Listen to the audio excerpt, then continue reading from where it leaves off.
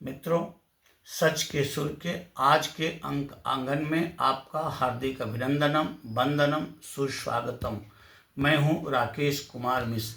मित्रों, आज हम आपके साथ एक 130वां संविधान संशोधन बिल जो कल गृह मंत्री अमित शाह जी ने लोकसभा के पटल पर रखा है, उस संबंध में बात करना चाहते हैं।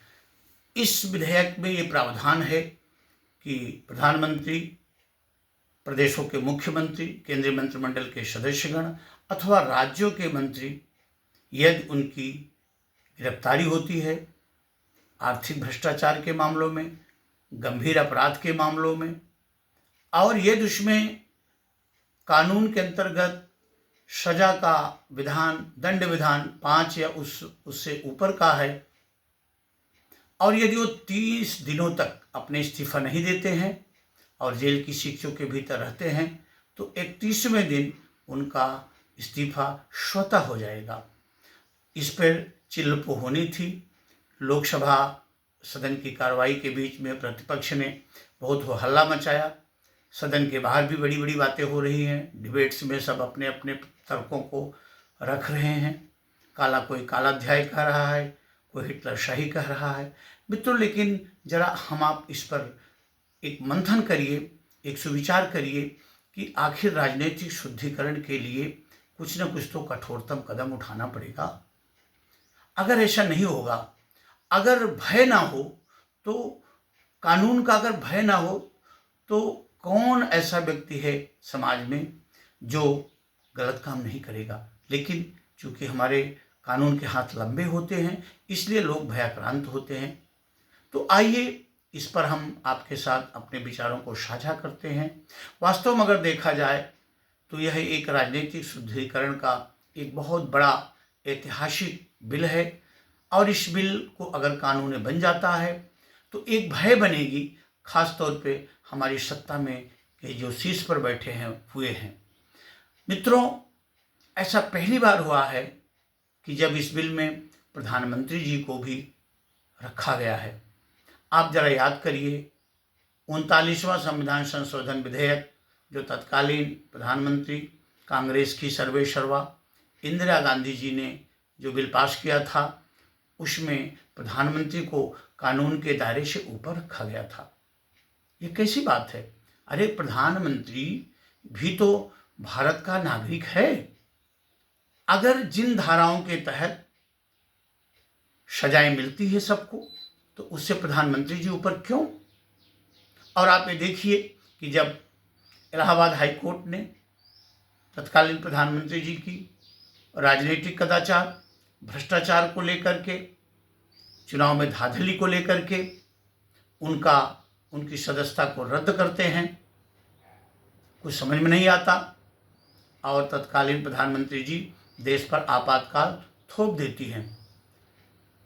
आज कांग्रेस के जो केंद्र हैं, जो सर्वेसर्वा हैं, राहुल गांधी जी, मैं आपको याद दिलाना चाहता हूं मित्रों, 2013 में जब यूपीए की सरकार थी डॉक्टर मनमोहन सिंह जी के नेतृत्व में, तो डॉक्टर मनमोहन सिंह जी तमाम राजनीतिक अपराधियों को सेव करने के लिए, उनकी सुरक्षा कवच के लिए एक ऑर्डिनेंस लाए थे, जिस ऑर्डिनेंस को राहुल गांधी जी ने प्रेस कॉन्फ्रेंस में राजनीतिक शुद्धिकरण के खिलाफ बताते हुए फाड़ करके डस्टबिन में डाल दिया था।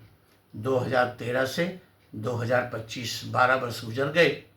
आज वही राहुल गांधी जी राजनीतिक शुद्धिकरण का जो बिल आया है, उसके अगेंस्ट प्राण प्रण से जुट गए हैं, और वो कह रहे हैं कि ये बहुत बड़ा ये कालाध्याय है, ये काला दिन है, ये आपातकाल है, ये विपक्षियों को शिक्षों के भीतर भेजने की एक मंशा है।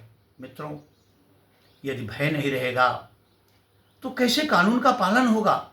हम कैसे मानेंगे कि कानून के हाथ लंबे हैं और कानून के अंतर्गत सब समान रूप से हैं? आप देखें, केजरीवाल जी जो दिल्ली के मुख्यमंत्री थे, वो शराब नीति के अंतर्गत उनकी गिरफ्तारी होती है। 177 दिन वो जेल की शिक्षों के भीतर रहते हैं, लेकिन वो इस्तीफा नहीं देते हैं। क्या जेल से सरकारें चलेंगी? आप बताएं। आप जेल में रहते हुए कैबिनेट की मीटिंग नहीं कर सकते हैं, आपके नोट्स पर सरकारें चलेंगी। खैर, जनता ने उनको ऐसा करारा जवाब दिया चुनाव में, वो पच्युत हो गए और आज वो बियाबान में भटक रहे हैं। आप इसी प्रकार से देखिए कि लालू जी जो भी जेल गए हैं, चाहे वो लालू जी हो, चाहे वो हेमंत सोरेन जी हो, और चाहे तमिलनाडु के एक मंत्री थे वो हों, या फिर कभी वर्तमान में आंध्र प्रदेश के मुख्यमंत्री जो हैं ये भी जेल गए थे। आप अगर पता लगाइए तो आपको पता चलेगा कि कहीं न कहीं ये संलिप्त रहे हैं। तो ये जो बिल आया हुआ है, ये बिल वास्तव में ऐतिहासिक बिल है और राजनीतिक शुद्धिकरण के लिए तो ये बहुत बड़ा एक ऐसा शोध है कि जिसके कारण जो हमारे राजनीति का जो पनाला है वो निश्चित शुद्ध होगा। हाँ, इस बिल में एक चीज़ और आनी चाहिए कि अगर कोई मुख्यमंत्री जेल जाता है तो अपने रक्त संबंध को, अपनी पत्नी को, अपने बच्चों को, अपने पारिवारिक को वो उस पद पर पदासीन न कर पाए। ये भी इसमें प्रावधान होना चाहिए। नहीं तो इसके उदाहरण लालू जी हैं, हेमंत सोरेन जी हैं। ये जब इस्तीफा दिए तो लालू जी की पत्नी राबड़ी देवी मुख्यमंत्री बन गई। हेमंत सोरेन जी जब इस्तीफा दिए तो उनका अपना एक प्रिय पात्र मुख्यमंत्री बन गया। ये भी इस प्रावधान के अंतर्गत ये निश्चित ये होना चाहिए इस बिल के अंतर्गत। तो मित्रों, आखिर ये बताइए कैसे कानून का पालन किया जाएगा और आप किसी भी राजनीति के छोटा जो एक पड़ाव होता है, चट्टी चौराहा होता है, जो गांव का गलियारा होता है, आप कहीं बैठ जाइए, चाय की दुकान पर बैठ जाइए, पान की दुकान पर बैठ जाइए, हर जगह राजनीतिक भ्रष्टाचार की बात होती है। आम जनमानस पीड़ित है और सत्ता में बैठे मंत्रिमंडल के सदस्य मलाई खा रहे हैं। आम जनमानस को प्याज रोटी नहीं मिल रही है। और मैं बताऊं, कल मैं कुछ जगह बैठा हुआ था, बड़े बौद्धिक लोग थे, सामान्य जन भी लोग बैठे थे, चाय की दुकान पे बैठा था, इतना खुश थे। उसमें सर्व समाज के लोग थे, ऐसा नहीं था कि उसमें केवल भाजपा के लोग थे, सर्व दल के लोग थे। और आपस में वार्ताओं में भी ये कहा गया कि ये बिल बहुत अच्छा है, कम से कम ये डरे तो। और मैं ये कहता हूँ, मान लीजिए आज भाजपा सत्ता में है, ऐसा तो है नहीं कि ये सैकड़ों वर्षों तक सत्ता में रहेंगी, क्योंकि जनता जनार्दन है। जब इनसे उबेगी, इनके कार्यक्रमों से वो उबेगी, थकेगी, इनको पच्युत करेगी। आज का प्रतिपक्ष कल सत्ता पक्ष में आ सकता है। तो भाई ये तो आपके लिए भी रहेगा ना। अगर इन्होंने गलत काम किया है, इनको सजा दीजिए ना। आपके पास भी वही ईडी रहेगी जो आज ईडी प्रधानमंत्री मोदी जी के साथ है।